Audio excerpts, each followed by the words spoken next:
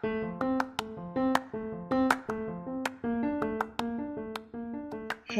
welcome to Between Frets, a space where female musicians meet and discuss all things music. I'm Jenny Jam, and I'm here to announce the final episode for season 2. Yep, final episode. We did it, 2019, going into a new decade.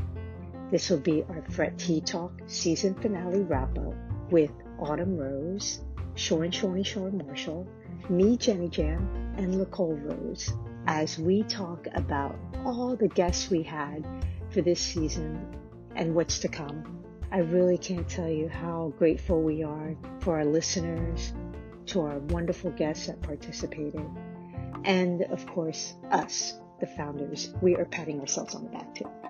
But as we go into a new year, we wish everybody the happiest new year. Please stay safe, come back. Season 3 is due to come out in February with all new guests, topics, discussion panels, who knows, we're going to do a lot, and the Lady Fret Fest. And don't forget our merchandise. We've been working really hard to just enhance that and make it a better shopping experience for everybody. Next up is our Fret Tea Talk season finale. Happy New Year!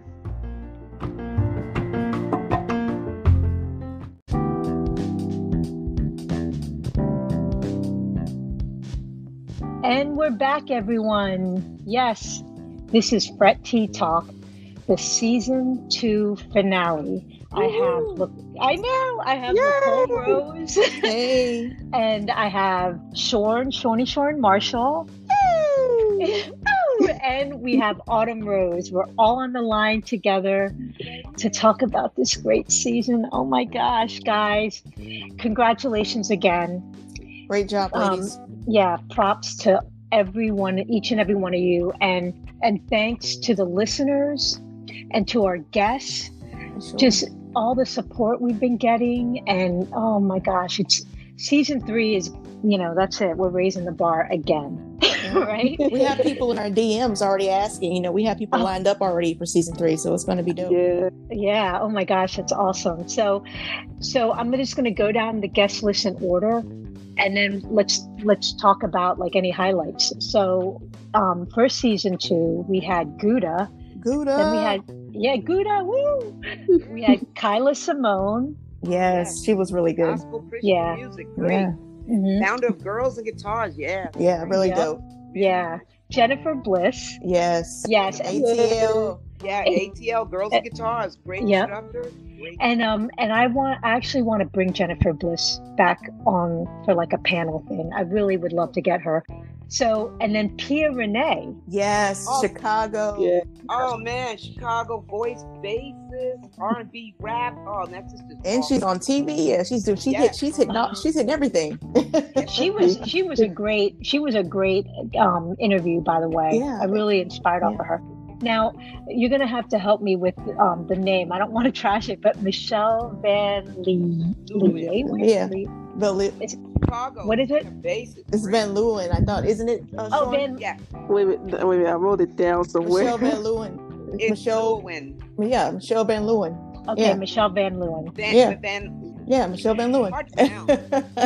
And then, amazingly, we got Ali Venable. Yes. Of the Ali Venable band. Oh my God. That Texas sound is all in there. To me, this is where I was just like really seeing a lot of the young artists coming out and just their stories. Molly Hanmer? Yes. Sorry. Hanman, yes. Hanmer, the songwriter. Hanmer? Yeah. Okay. Great guitarist, and she's reminds me of very jazzy, almost like a Diana Krall kind of voice, with her soprano voice with that bluesy jazzy sound. Phenomenal, great guitarist too. Michelle, not Molly. You talking about Molly Hanmer? I'm talking about Molly, the songwriter, the blues. Yeah, she reminds you of Diana Krall. That kind of sultry, bluesy jazz genre. Really? Well, yeah, I love Diana Krall. I mean, no, she's not a contralto or an alto voice, but that kind of vibe, that soft, smooth. It's blues, but it's got a jazzy. Are you talking about Ali? I'm talking about Molly. Not Allie. Allie's blues rock. Are you talking about Molly out of L.A.? Molly and the Molly Hanman. Hanmer. Oh, is it Hammer? I thought it was Hanman. Yeah. Is it Hammer? Yeah. I'm sorry, Hammer. That's right. Yeah, she has a soprano voice, but she reminds me of that jazzy blues kind of genre. Was she the one that made? And she has a group of the Midnight Tokers. They're out there. Yeah. See, she gives me like a more of a Joplin, more of a Carly Simon type. I don't know. She has more of that vibe to me. I don't know. She was the one that said psychedelic rock, right? Yeah, psychedelic rock. Yeah, that's what it is. Or something like that. Yeah. And then, of course, the amazing Sophie Giuliani. Yes, from Australia. From Australia, she was so sweet, you guys. She was just. Yeah. She was really, and she knows her gear. She knows. Oh my gosh! Oh my goodness! I like her LSL Telly, and I think she's playing the Mateus Asado short on guitar. I think she is. Yeah. That's amazing. Yeah, she uses Polini plugins, which I really love. Her sound. Yeah, I like her beats too. She's great. Yeah, she I think that was our first international. Yeah. We have more for next season, y'all. Get ready. Yeah. Wow. Yeah, that's right. We do. And then Satara. Anybody know how to roll their R's? Satara. She was very spiritual to me. She was. The A-Town chick. Yep. Yeah. And she did a lot of national gigs, right? She did. Yes, she did national gigs. She was on tour with Adam Lambert, and she actually was on the Today Show when he was performing, and I saw her on TV, was killing it. So great. And then we have our cellist, Michelle Packman. Yes. Our first cellist. Mm-hmm. I think it's cellist. Yeah. And Los Angeles. And I'm telling, where is she from? LA, right? She's from LA. I think she's from California. I think. Yeah, I think she's from LA. The one thing about her is that theory, the musical background she has, amazing. Like the knowledge that she has, just her whole, like starting out, at her musician life. Mm-hmm. and how she started out and what she's doing now. I mean, pretty amazing. And that's our first like classical artist. Yeah, she's classical. Mm-hmm. And I was so like enthralled with her. And as soon as I read that she was in the Siberian Orchestra, I was like, oh my gosh, I don't know what to say to someone. This is that. Like, what am I supposed to say? I'm like, hi. She's like, hi. You make me. I think in the beginning of her interview, she's like, you make me seem like I've done so much. I'm like, you have. Yeah, you have. So I think, and then no, I'm sorry, she's accomplished. Yeah, trained. Very. Very and sweet, yeah. And then our final guest, Bernadette Cooper. Insane. The one and only Bernadette Cooper of Climax, the founder, the image, the diva, the face of Climax. We got her, Bernadette Cooper, and she was so down to earth though. Like I was, so down to earth and so straightforward. There was no, you don't have to guess with her. It's where it is. She puts it out there, and it's what it is. She's real, man. She doesn't hold back. She's a pro from back in the day. Mm-hmm. She's been doing this a long time and still going strong. And what I love about her is that she's still on trend. Like the music she puts out, it's still like stuff that people can really identify with, and it's fresh. It's even her. Actually, if you really think about it, the Climax music is pretty. What do they call it? Timeless. Yeah, it's like timeless stuff. And I can't wait until her music comes out. She said it was coming out next year, and she wants the Fretsisters to have it'll be like a kind of like a panel discussion. She wants to get back with us and talk about her music, see what we think. She knows how to reinvent herself, and their music is really timeless. It's iconic. It's music that you can still like today, which is great about her and Climax. Yeah. I really admire them for that. So yeah, I mean, I just know from listening to the season 2 guests, we had a lot of the young artists, and the one thing that I kind of connected with all of them is that they didn't come from musical families. Mm-hmm. And they had a drive from the beginning, and their families were so supportive. Usually when you have a young kid, it's really hard for them to focus on like something that they might love or whatever, like music or becoming a musician or being in some type of creative arts. But like these women were like so driven at a young age.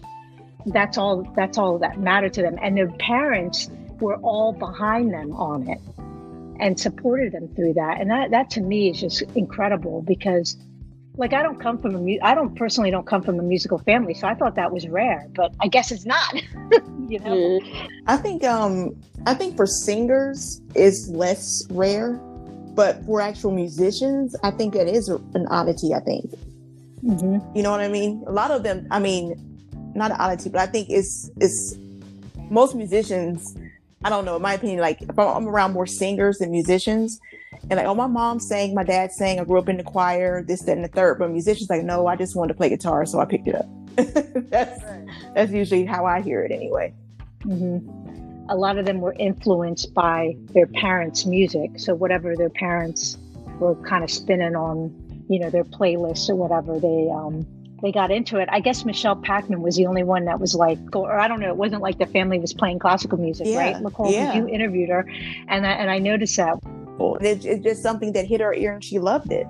So classical, that's why I was so interested, because we haven't had any classical musicians on I think hopefully we'll get more next year. I just like to pick their brain because they're so analytical and so theory based. So I really like to talk to them. I know a few classically trained musicians. When I say classically, they're orchestral instruments, not just classical guitar players or bassists or classical singers even. But Maz Swift, would like to definitely interview her.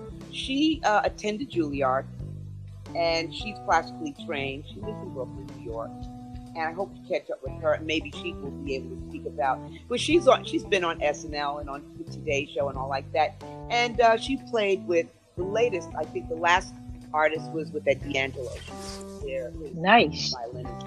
Yeah. Cool. Matter of fact, she played with Isaiah Sharkey on the D'Angelo show when they all won those Grammys. Well, very nice. Yeah, but classical music, I think that's what I took in high school. Just really briefly, my first love was classical music when I was a child. I didn't know my mother was a prodigy classical pianist and church pianist until I was like 12, because we didn't have a piano in the house, and then she never spoke of it until I said, oh my God, my mother was a really great musician. But I just picked up the guitar because I wanted to. It wasn't offered in school. So I had to play an orchestral instrument in high school and music school, and I played the violin for 4 years. But I played guitar private instruction. But yeah, classical music is great. It's really interesting. Well, Shorn, I would like you to talk about Satara, because her family is very musical, right? And we just kind of found out like a couple things about her, right? Yeah, it was kind of shocking that she was related to the famous talk box Zap Rogers, and I am so shocked about it, because I'm like, I did not know it. She related to him, and now I had to like, oh my God, listen to his music now. That reminds me of how she got influenced by him, and that with her, that's like one of the most inspiring interviews that I have ever done in like out of this whole podcast. One of the most inspiring interviews I ever enjoyed. What struck you in that interview, Shorn? When she was telling more about kind of like her spiritual readings and all that stuff, and how she impacted that into her music, and then listening to her, I actually did listen to her EP, and it was very like moving, matching to what that was in her spirit when she was writing it. So I was like, that kind of gave me some ideas how to impact a little bit more spiritually into the music more, especially me as a songwriter. That gave me some ideas on how to apply that into the songwriting. So that's kind of things that I learned about that. Wow. Yeah. That's awesome. Well, that's cool. Any other memorable? I know Pia Renee, she was like uncensored, straight, pretty no fun. Yep. Straight up. I told her you can be no filter as much as you want to. There's no rules. We like that. And then I find her poetic. Yes. Yeah. Yes. You know, real down to earth. You know, with her poetry and how it transcends the music, and it's not. I can't just say it's just spoken word or rap or a combination of the two. But I really like it. It's really and with the music, it just works. It's just good, and she's great people. Down to earth. I think that comes from her like reggae Rasta vibe, because she's really into that. You know, if you really get deep into that, everything in that has a message. So I think that comes out in her vibe. You know. Yeah, and she definitely has a message in all her lyrics. And, you know, that's yeah. Yeah, she's that way.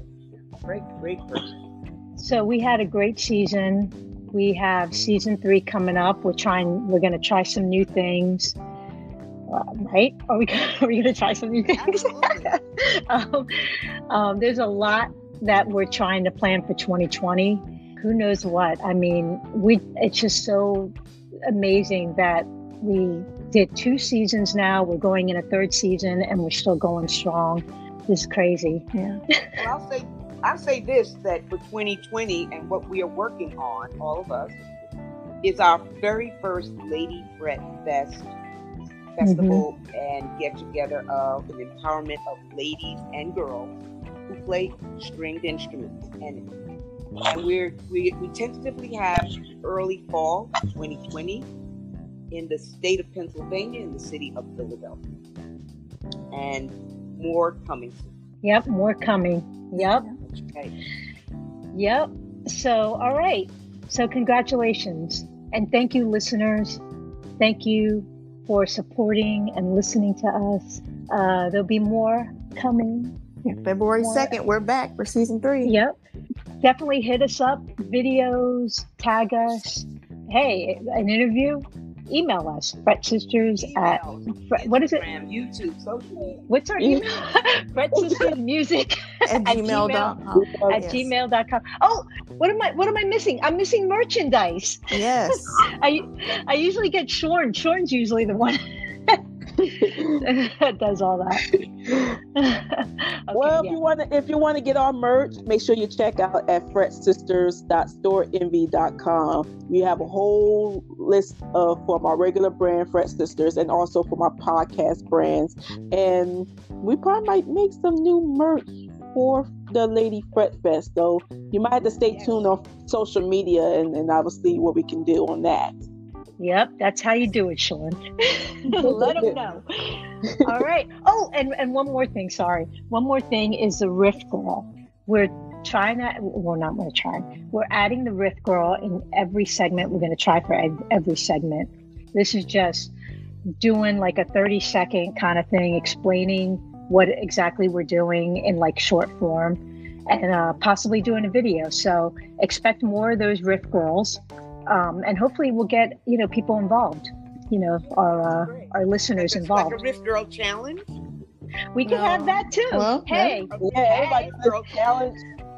We like that. Hashtag Riff Girl challenge. Right? Say that fast. Let's claim it. Hashtag Riff Girl challenge. Riff Girl challenge. All right, everybody. So thank you again, and we'll let you know when we're back on season 3. We're looking at what?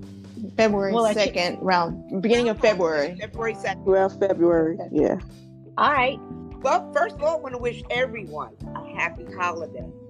Oh, that's right. Merry Christmas, people. Yeah, be safe. Don't be too drunk at parties, and don't drink and drive. And Uber and Lyft are your friends. Be safe, be well. Happy holidays to everyone. Yeah, happy holidays. We'll see y'all 2020, Merry good people. Christmas. Happy Hanukkah, Kwanzaa, Merry Christmas to all. Thanks for listening, y'all. Yay! Yay! Bye. Bye.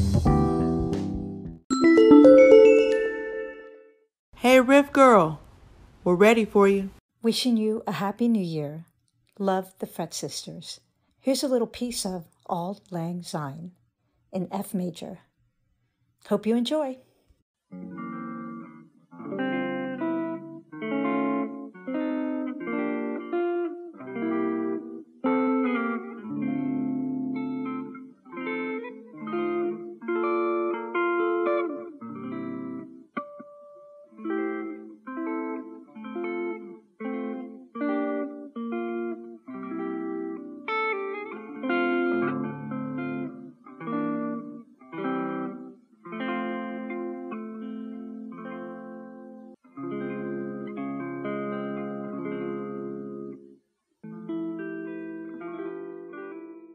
If you want to learn more about this riff, hit us up on Facebook or Instagram at Fretsisters or email us at fretsistersmusic@gmail.com. Peace and love.